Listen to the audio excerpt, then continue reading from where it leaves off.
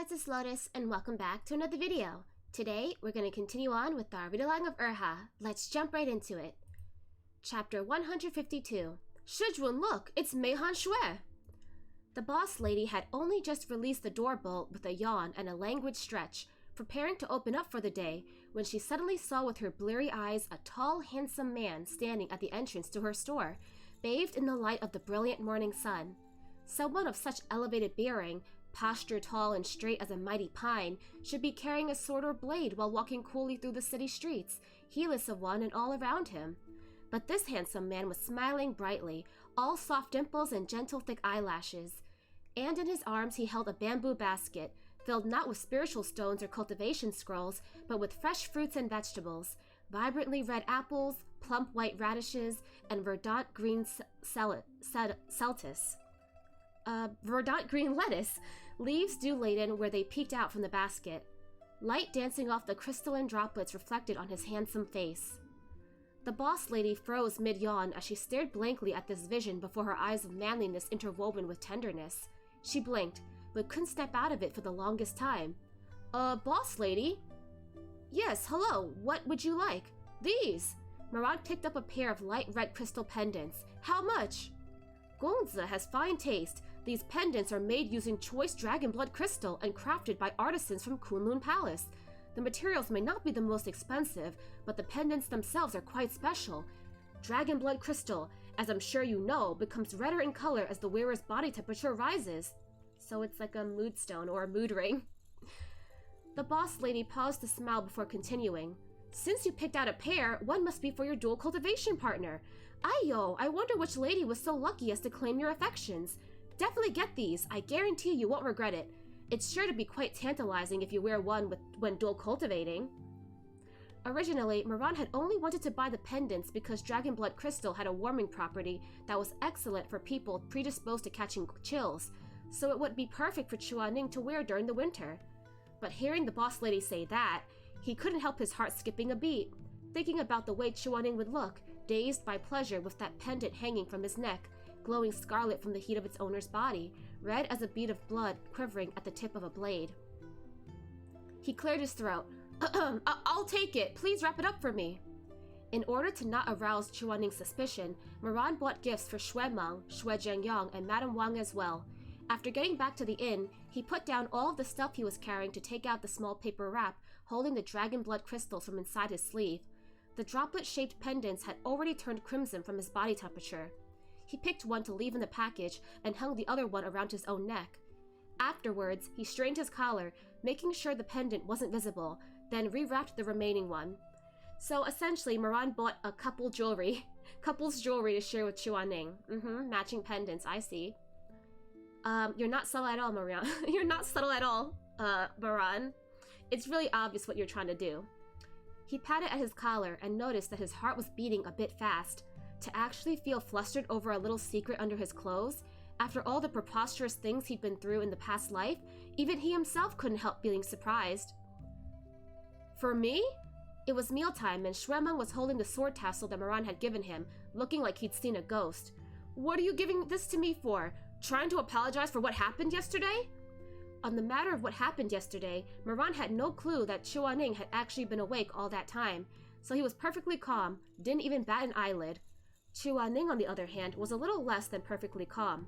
He picked up the cup of tea in front and gulped down quite a few mouthfuls of cold tea in an effort to cover it up while buying himself some time to school his expression into one of neutrality. Maran replied with a grin. Don't know what you mean. You were the one who started it. The tassel I just grabbed because it looked nice. Thought I'd give it to you for fun. He paused, then added, We rarely get to all go somewhere together. Course I gotta buy some trinkets. I got things for Shizun, uncle, and aunt as well. Just some little playthings, nothing expensive. Us too? Madame Wang seemed quite surprised. I got aunt an agar wood cosmetic box and a pendant for uncle's fan. Maran handed them their presents as he spoke, before giving Chuaning the dragon blood crystal. And this for Shizun. What is it? A pendant! Maran's palms felt hot and sweaty. Dragon blood crystal is a product of Lin Yi and has warming properties, so I got one for Shizun to keep warm. The crystal was inexpensive but useful, so Chuaning accepted it. Thanks. Don't mention it. Isn't Shizun gonna put it on? Chuaning glanced over at Moran, but did not see through Moran's selfish, intimate motive, and so nonchalantly put it around his neck. The light red crystal glistened brilliantly, and Xuemeng, watching from the side, piped up, "That looks nice, better than my tassel. Where'd you get it from? I want to buy myself one too." Moran replied, "They don't have any left. The whole store had just the one, and I couldn't even get one for myself." Disappointed, Xuemeng picked up his sword tassel and looked it over, then turned around to look at Chuaning's dragon blood crystal some more, mumbling, "No way, this stuff's supposed to be common in Linyi. I'm gonna ask Nan Gongzi when we get to Rufeng Sect. I bet he has a ton of it, piled into a mountain." Moran paid him no mind, too busy watching Chuaning instead. He felt a little agitated, seeing that Chuaning didn't tuck the pendant inside his clothes, close to his skin after putting it on, leaving it hanging on the outside instead. He tried to hold back for a while, but failed in the end, saying, "Shizun, the pendant isn't meant to be worn on the outside." It has to go inside." He leaned over while saying so, thinking to put the pendant inside for Chuaning, but he moved too close too fast. The heat of his breath as he spoke burned Chuaning's ear, and he got abruptly shoved off by Chuaning. Lashes lowered over downcast eyes, Chuaning's expression looked all cold and stern, but Moran had gotten a close look this time. Chuaning's ears was pink as a haitang blossom, looking both pitiful and adorable, making him want to kiss it, to put that trembling petal between his lips and suck on it. Moran, a bit surprised, wondered, why was Chuaning blushing? He hadn't gone too far or done anything inappropriate, just arranging the pendant for him shouldn't really be a big deal, right? Then, while mulling things over, he remembered the words he'd spoken just now. "It has to go inside." Moran was frozen for a second. Then his face suddenly turned red as well. If not for his skin being so much more tan than Chuaning's, he'd probably be even redder than Chuaning was. He swore he hadn't meant to make a double entendre when he'd said that earlier. But then, in the next instant, he found himself startled. If even his own mind hadn't gone to the gutter, then how did Chuaning with all of his propriety? Moran pondered and pondered, but just couldn't figure it out. Even when Chuaning, ears red and face gloomy, stuffed the pendant into his clothing without a word, Moran was still none the wiser. That wooden wall, a mere 3 fingers wide, had made Ta Xianjun miss out on so much last night. He'd missed out on the ripening of the first haitang fruit in spring, missed out on a Chuaning made of flesh and blood, who'd fallen into the muddy swamp of carnal desire. He knew nothing of what had happened on the bed across the wall, so of course he wouldn't know that the Chuaning of today was still caught in the muddy swamp of yesterday, heart throbbing because of his desire born of love, filled with shame because of it, and overly sensitive because of it. That dream, the filthy pillow talk in that dream, and his need to not get found out had conspired to make him act so out of character as to read something dirty into such a simple sentence. Chuaning looked up and shot him a quick glance. It felt a little hot in his chest. He must still have an excess of internal heat from yesterday. He reached out for... But the handle of the teapot got grabbed by Moran first. "Don't drink so much cold tea. It's bad for your stomach." ... Chuaning said nothing, only stared at him with his hand outstretched still, signaling that he wanted the cold tea anyway. "I'll go get you a cup of hot tea instead." No need. But Moran had already gone to find the shopkeeper, returning after a while with a pot of freshly boiled tea and pouring a cup for Chuaning. "Here you go, Shizun." "He's right, Yu Heng. You should drink your tea hot. Cold tea isn't really good for health." With no other choice, Chuaning could only accept the steaming hot tea. He blew on it a little, then set it down without drinking any. His insides felt hot enough already. Any warmer, and he was afraid that the last remaining layer of thin ice in his gaze would melt as well. And then, if their eyes were to meet, there would be nothing stopping these unbounded feelings from showing. No way to hide these embarrassing thoughts of his. If that were to happen, how would he, the Beidou immortal, face anyone ever again? As they were finishing breakfast and getting ready to leave, a group of people came in. The person leading the group was wearing a thick light blue cloak rimmed with a scroll pattern, his face hidden under the hood, very low-key and inconspicuous in the group. But upon setting foot inside the inn and seeing Xue Jianyang, that person came over of his own accord and made a formal salute. "Greetings, Uncle Xue." "Who?" The person took off his hood. Seeing his face, Xuemeng let out an "ah" and took a big step back, while Xue Jianyang laughed. "Aiya, if it isn't Han Xue!" Mei Han Xue lifted his face. He had fair skin, a high nose bridge, and defined brows with deep-set eyes, possessed of a unique handsomeness that easily set him apart from everyone else. Moreover, this person had amazing skin that practically glowed even in this dimly lit space. Perhaps due to having grown up in the frigid land of Kunlun, his features carried an air of frost and snow, making him seem astute and coolly detached. Simply put, based on his looks and mannerism alone, no one would believe that he was the infamous philanderer Meihan Shui. There were some matters to take care of back at the sect, so I had only just arrived at Linyi today. I was surprised to see Uncle Shui here. Meihan Shui's looks were so naturally cold that his eyes were impassive, even as he smiled politely, and the gestures of respect were suffused with a chill. So I came over to greet uncle and aunt. Very good, very good. If only Shui had his manners. Wait, if only Shui had your manners. But Shui Meng was less than pleased to hear that. He glared daggers at Meihan Shui from the back, even more venomous than the last.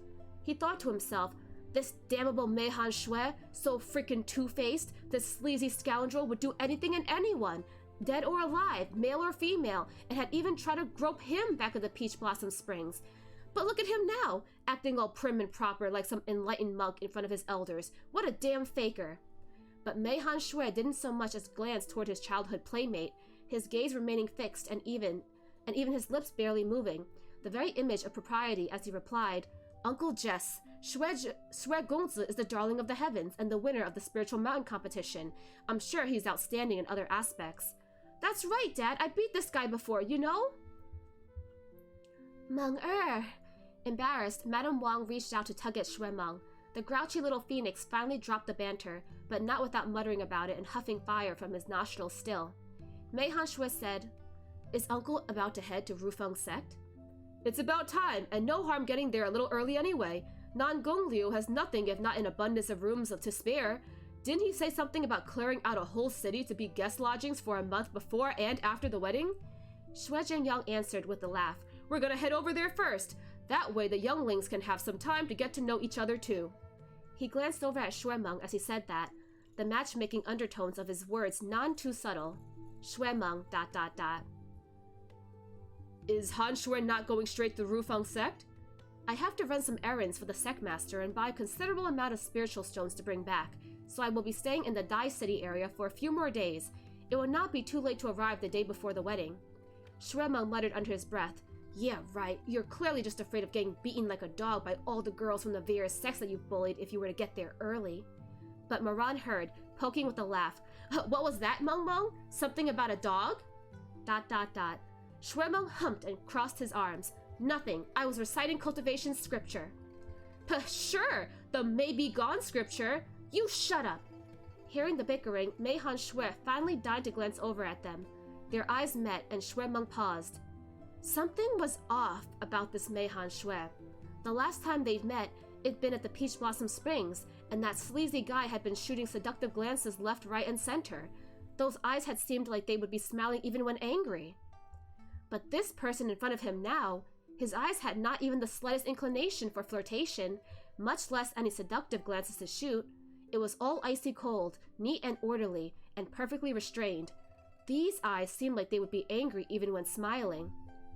Shui Meng blinked, frozen in place for a moment as he thought back to when Meihan Shui had led the disciples of Ta Shui Palace in battle at the Heavenly Rift, the way he had acted all serious in front of everyone then as well, and couldn't help the flash of anger that burned through him.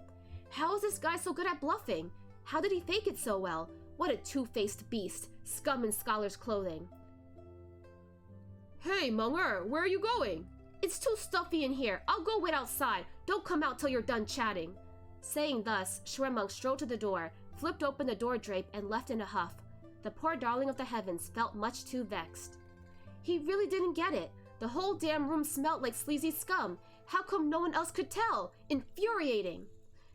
Author's notes. Shui Meng Meng. Meihan Shui, why are you schizo?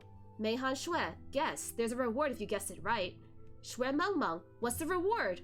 Meihan Shui, VIP gold membership to Qinhuai Brothel. The Jiejies and there are experts in all 18 martial techniques. Guaranteed you'll come out high and mighty with your confidence doubled, and you'll be able to hold your head high in front of your cousin thereafter. Shui Meng Meng, are you an effing pimp? Okay. So, to recap chapter 152, while Moran is going and perusing. He's going around and purchasing things at the different stalls, and he finds this dragon blood pendant that he thinks would be a really great fit for Chuaning, because Chuaning tends to be really cold, and this is supposed to keep someone warm. So he buys it, but the stall owner tells him that, oh, this is great for dual cultivation partners. So Moran's like, I'll take the set. Yeah, I'll take the couple necklaces, please. So he puts one under his shirt and he's wearing it, and then he gifts the other one to Shizun. But as to not arouse any suspicion, he also buys some trinkets for his uncle, aunt, and his cousin as well. Now, they are sitting around and eating and enjoying food at the inn when they bump into Meihan Shui, who is also invited to the wedding. However, Meihan Shui seems to be acting a little off, much different than how Xuemeng remembers him. You see, the Meihan Shui that Xuemeng is familiar with is a flirtatious bastard, a guy who will sleep with anyone and everyone, and does not know anything about propriety. So Meihan Shui is like, this guy is a faker, don't talk to him. But the Meihan Shui that approaches them and talks to them is very astute and very cold-blooded and frozen-like, kind of like Chuaning. So it's a stark contrast to what Meihan Shui is supposedly known for, his reputation. So Xuemeng is really confused and also really, really suspicious. Now, what could that mean? Why is Meihan Shui acting so differently? Let's keep reading to find out. Chapter 153, Shizun's most hated sect leader. As mad as he was, they still needed to be on their way. After bidding farewell to Meihan Shui, they headed upwards to Dacheng City, and after over an hour of walking, they finally arrived at the #1 largest sect in the world, Rufeng sect of Linyi. From the name, it was clear that Rufeng sect was situated in Linyi, and 72 big and small immortal mansions were built in a long stretch within the city. Since the mansions were massive estates, and it'd take at least a whole meal's worth of time on horseback to go from the front entrance to the back entrance, these mansions were matter-of-factly called cities. The 72 cities of the Rufeng sect each had their own duties, their ranking system clear, and evidently a whole world of difference compared to the measly pot of weeds that was Shisheng Peak. They stood on completely different levels. Even Xuemeng, who despised the people of the upper cultivation world, couldn't help but be stunned at the entrance to the cities. Rufeng sect, descendants of the divine. Those words did not describe them falsely. The city they came to was the main city, which was also the largest metropolis of Rufeng sect. White-walled and black-tiled roofs, the buildings reached the skies. There were 4 towers on each corner of the city, grand and majestic, and at all 4 directions of north, east, south, west stood a stone queue of the constellations. The main city gate was painted red and lined with gold, and the road that expanded outward was at least 5 meters wide, a grand road that stretched on for so long it went out of sight, paved with chi refinement stones. With this rock, one only needed to stand upon it and do nothing else, and spiritual power would gather. Although the effect of the rocks was minimal, many little made a mickle. Many little made a mickle? So every one of these rocks could cost over 1,000 gold. Shui Zhengyang marveled. It's so nice to be rich. Madame Wang chuckled as well. Would you want to pave a chi refinement stone road for Shisheng Peak too if you had the money? Nah, I would pave a market square in every village in the lower cultivation world. These rocks are rife with spiritual power. Little ghosts and monsters won't dare to go close, so if every village can have such a square, then even demons and monsters wreak havoc. The people will be able to hide out for a while in the event our disciples can't make it in time. Shui Zhengyang talked on, but when he counted with his fingers, he shook his head. Unfortunately, we don't have the money for it. Xuemeng sighed too, having heard. Shisheng Peak, is a little poor. Yeah. Shui Zhengyang nodded enthusiastically. Rufeng sect and us are both of the same cultivation path. Who knows where they earn so much money? Just then, Chuaning, who had been quiet the entire time, spoke up. Does my lord know how much exorcism requests to regular disciples of Rufeng sect cost? I've never heard. How much? Chuaning showed 4 fingers. 400 silver? Shui Zhengyang's eyes widened. That expensive? No. 400 gold. No, 4,000 gold, Chuaning said. ... The upper cultivation world is full of a great number of wealthy merchants, so it is easy for Rufeng sect to acquire profit. How can sect leader reach their level when you only charge 80 silver for each request, not to mention the time sect leader did not accept payment at all? Chuaning's eyes were gentle despite his words. Come, let us enter the city. There was a proper etiquette for prominent sects that received guests, and the ceremony department of Rufeng sect had been waiting at the city gates for over the past few days. While they were full of smiles, they knew quite well who the guests were, as well as their precise status. For rogue travelers and small-time cultivators, the ceremony department would accompany them to visit around, then direct them to their housing. As for small sects with some ranking, they would be led to meet the managing guardian elder and have the elder receive them. However, when it came to Shizun Peak, which had made it to the top 10, Rufeng sect did not put on airs, but welcomed them directly to a heated pavilion to rest while they waited for Rufeng sect's leader, Nangong Liu, to wrap up his business before coming to greet the esteemed guests. The air was thick with the fragrance of ambergris incense. The carpet on the floor was so soft that their feet sank in deep, and the pavilion was decorated with tender and stunning camellias. One blooming with 8 different colors to one plant was called The 8 Immortals Cross the Sea. Another blooming with white petals and dotted with scarlet was called Vibrance in Nude, and the one with its petals veins dyed in strings of red was called Frail Beauty Leaning. Shui Zhengyong didn't know this kind of stuff, but Madame Wang was well aware that every single plant placed here was a breed of the highest quality. Shui Meng didn't know either, so when he spotted a charming camellia with twin dots of black on its soft petals, he found it interesting and reached out, wanting to touch it. Don't move, Moran said. Why? Chuaning didn't speak and only shook his head. Madame Wang let out a sigh and answered, Valuable things are a delight to the eyes. A flower like this can sell tens of thousands of gold. ... Shui Meng withdrew his hand with a ghastly face, then sat down in the soft-cushioned Tai Chi chair dejectedly. He remembered that rankings book he'd found at the bookstall in the past, and how furious he'd been when the list of 100 richest heroes hadn't included him. Now he thought that book had never lied to him. His forehead was practically printed with a giant word that emitted an air of gloom. Poor. But speaking of, where had that book gone to? He hadn't had a chance to finish flipping through it before it was lost. A while later, a curtain made of interlaced red corals and freshwater pearls clanked as 2 elegant and defined lady cultivators came forth, their snow-silk celestial robes of the Rufeng sect aflutter. One stood on the left and one on the right. They raised the beaded curtain, lowered their eyes and bent halfway at the knees, their voices sonorous and like songbirds. The esteemed sect leader has arrived. As soon as the announcement was made, a man of 40-odd years of age walked in with a broad smile. His appearance was plain, a little bookish, the kind of average that would be swallowed up in a crowd, and other than the fact that he was exceptionally fair, it didn't seem like there was anything else to write home about. However, the moment he spoke, Moran, who had been sipping tea sitting there, almost spat. Ayya, Sect Leader Shui! Sect Leader Shui! I have been gazing at the stars, gazing at the moon, gazing for you, gazing for when you would finally come to visit Rufeng sect. Look at you, dashing and spirited, mighty and impressive, a hero of the world, matched by no man.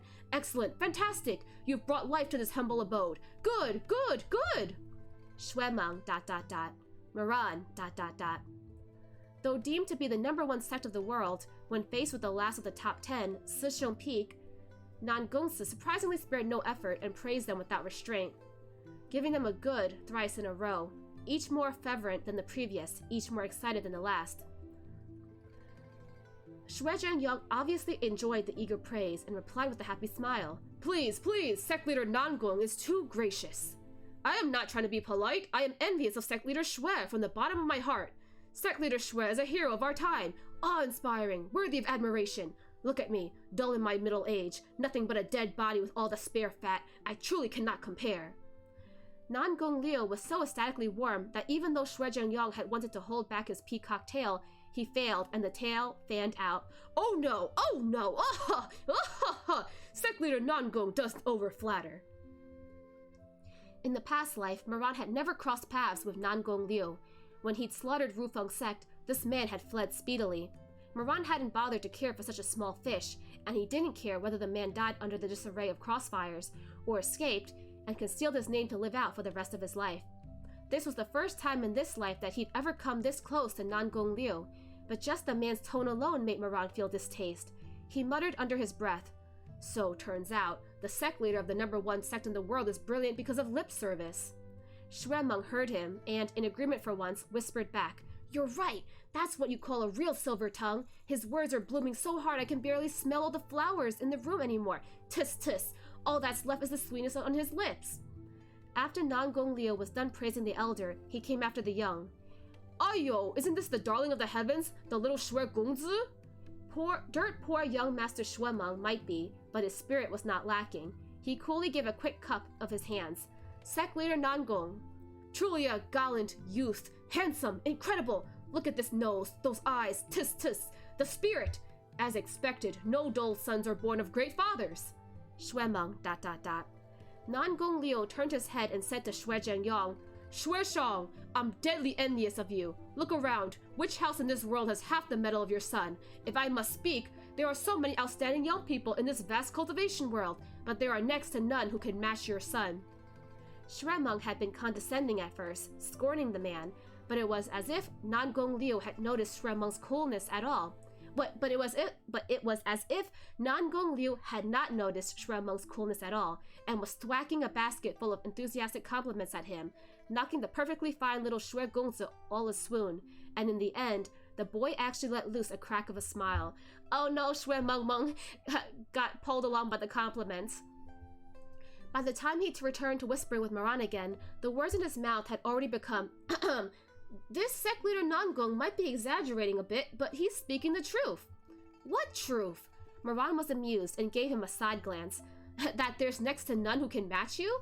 What? I'm telling you, at the Spiritual Mountain competition, That was a competition. Many of the real cultivators didn't participate. Did you actually think that the world's greatest would emerge from that tiny little scuffle of a competition? ... Shuemeng flushed, and a moment later he grumbled indignantly. Forget it, I know you're just jealous. If they were still young, Moran most definitely would have teased him over this. Yet, now that the words came to his tongue, he felt there wasn't any point to argue with Shuemeng and that competitive narcissistic personality of his. Thus, he nodded with a grin. Fine, I was jealous. You're the bestest. However, when Moran raised his eyes to glance at Nangong Liu, the smile in his eyes faded completely. There were many different types of villains in this world. Some were heinously depraved, their sins so great that all in the world would die to execute them for good. And then there were some who were truly incredible, with their silver tongues and their ability to bootlick. They could be rotten to the core and still not be scorned by the public. In Moran's previous life, he was the former. However, the ones he despised the most were not the beneficent who fought against him. He didn't hate Mei Han Shui, he didn't hate Shuemeng, he didn't even hate Ye Wangxi, even admired as well as pitied Ye Wangxi. He despised Nangong Liu's type the most. He was an ass-kisser. Nangong Liu was an ass-kisser who, as long as there was the tiniest bit of benefit to be gained, would kneel on the ground and lick another's hemorrhoid. Hell, a hemorrhoid sucker. Ew, what terrible imagery. Thanks, Moran, for that. Thanks? No thanks? Why would you describe him like that? That's disgusting. Okay, the imagery is stuck in my brain now. Okay. Ugh. Chuaning had been standing by the window ever since Nangong Liu had come in, looking out at the organized rows of houses and the magnificence that was the Rufeng sect. Winds were brisk at high places, the soft and fragrant silk curtains covering the window hazed with the wafting of air, and Chuaning stood there shrouded in obscurity. The fervent friendliness plastered on Nangong Liu's face froze for a moment, then it was quickly tidied away before he walked towards the window. Chu Zhongshi! Chuaning didn't look at him, and his expression was bland. Sect leader Nangong, you and I already know each other inside out. Leaning on the easterly wind, the fragrant silk as soft as spring waters persistently caressed Chuaning's face. Irritated, Chuaning raised his hand and forcefully stopped the annoying thing and said mildly, no need for the pleasantries. Nangong Liu gave a smile and said, I don't mean anything. I just think that it has been many years since I last saw Chu Zhongshi, so I wanted to greet you. That's all. Zhongshi, why keep me at such a distance? I came for Nangong Si. Chuaning still didn't turn his head. Not for you. Si will be very delighted to see you. Although you did not take him in as a disciple, you were still his first teacher. He often tells me he misses you after you left. ... Seeing how Chuaning did not rebuke, Nangong Liu continued, Zhongshi, your impassioned actions for the sake of justice at Butterfly Town during the Heavenly Rift was admired by the world. You recovered to the living after receiving the help of Master Huaizui, but I imagine you are not yet fully recovered. Rufeng sect has especially prepared for you 20 soul-nourishing pills of the highest grade. I want to show gratitude on behalf of all of the cultivators in the world, and pray Zhongshu will take... Nangong Liu. Chuaning finally turned his head to look the man in the eye, but his tone of address changed at the same time. He withdrew the arm that was leaning against the fragrant silk and spun around, his tall, slender form practically fusing with the boundless light. His eyes were ablaze, his brows frigid, and his gaze extremely threatening. Do not place me on a pedestal. How can a mere Rufeng sect thank me on behalf of all the cultivators in the world? Who gave you that right? ... The corners of Nangong Liu's lips twitched, but alas, the smile on his face did not fall apart, and after a pause, he replied with a chuckle. There's no need to be like this. Xue Zhengyang knew Chuaning and Nangong Liu did not share a good relationship. In fact, the entire cultivation world knew this. When Chuaning had been 15, Nangong Liu had taken him in as a guest advisor, had provided the utmost hospitality, and worshipped him like a god. However, it hadn't taken many years before Chuaning suddenly turned hostile with Nangong Liu inside the Grand Hall of Rufeng Sect. The two had exchanged words, saying things like Jincheng Lake, Shunwu, the demand of the monster at the bottom of the lake, morality and justice, ill for a long time, the madam, etc. Either way, those who'd heard were completely at a loss. But everyone knew that at the end of it, Chuaning had been furious beyond appeasement, and he'd slapped the table as he rose to his feet. He was earning 10,000 gold at the time, and over thousands of spiritual stones as well as spiritual talismans every month, yet he did not take a single cent, and rejected every penny. He stood before the hall and took off the Chen-kun pouch on his waist in front of everyone, returned all the remaining money, then with a dark expression, he pulled off the top-grade jaded crown of the highest master that Nangong Liu had gifted him when he first entered as a guest advisor. His long hair fell about as he passed the jaded crown to the ceremony official of Rufeng Sect.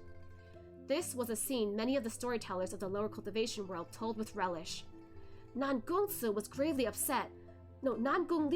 upset, yet he still attempted to smooth things over, so he said to Chu Zhongshi, Shanzhang has served the sect for so long, even if you must leave, the money owed still needs to be settled. The Rufeng sect does not wish to be known as one who takes advantage of others. However, Chu Zhongshi replied, For all this time I have served this hall, it was but to repay the madam's kindness of a meal. Now that the madam has passed, the esteemed sect and I have come to the crossroads, and I have no intention to stay any longer. There is no need for the money. I will be ashamed to receive the gracious pay. And with that, he turned around, taking his leave of the Rufeng sect. At first, Xue Zhengyang had thought the storytellers were greatly exaggerating the event, and for that he at once tried to ask Chuaning how exactly the Rufeng sect had offended him. However, Chuaning did not like talking behind people's backs, and so he had only shaken his head but never spoke of it in detail. But, judging by the situation now, it would appear the storytellers had not uttered a single lie. Madame Wang saw how frozen the mood was and couldn't help but step forward to make peace. She said gently, Yu Heng Elder, please calm your fury. Don't allow your anger to hurt yourself.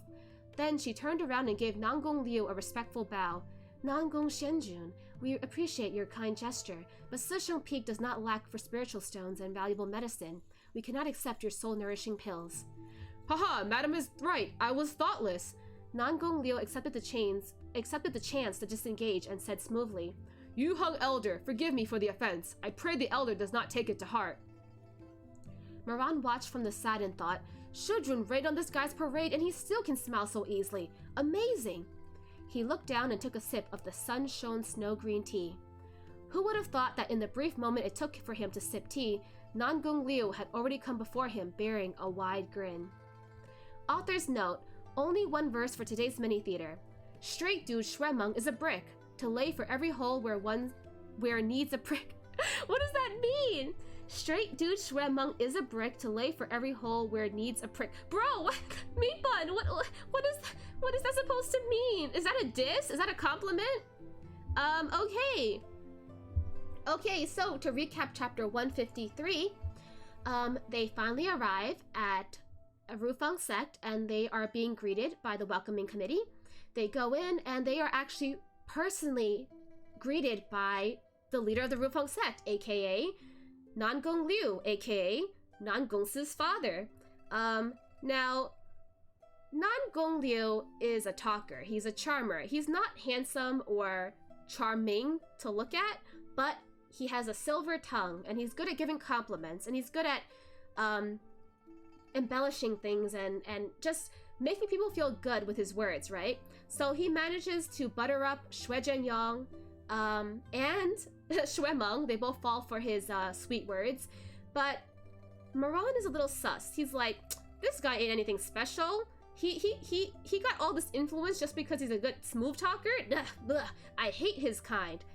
And then Nan Gongliu approaches Chuaning, and Chuaning won't even look at him. He's like, I'm not here for you. I'm here to congratulate your son on his marriage, and that's it. We have nothing to do with each other. Don't even bring up the past.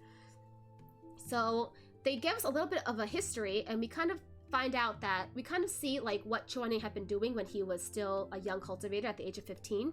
He had stayed at Rufeng sect for quite a few years. He taught and tutored Nan Gongsi, but he wasn't his actual Shizun, and he did it because he owed a debt to the Rufeng sect's madam, Nan Gongsi's mother. So I wonder what kind of debt he owes to her. He mentioned that she gave him a meal, but that couldn't have been all, right? But yeah, he does not like Nan Gongliu. He has a strong distaste for him, actually. He's outright hostile to him, not even trying to hide his disdain for this man. And we know that Nan Gongliu ain't as innocent as he tries to act. He also isn't as good as he tries to appear. I don't trust him.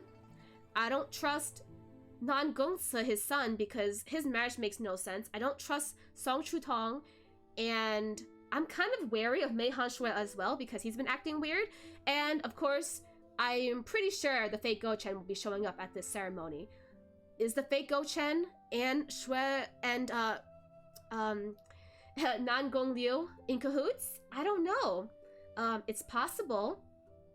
But yeah, a lot of theories, a lot of things to think about. Anyway, I hope you guys enjoyed today's read-along, and I will see you guys next time. Bye-bye!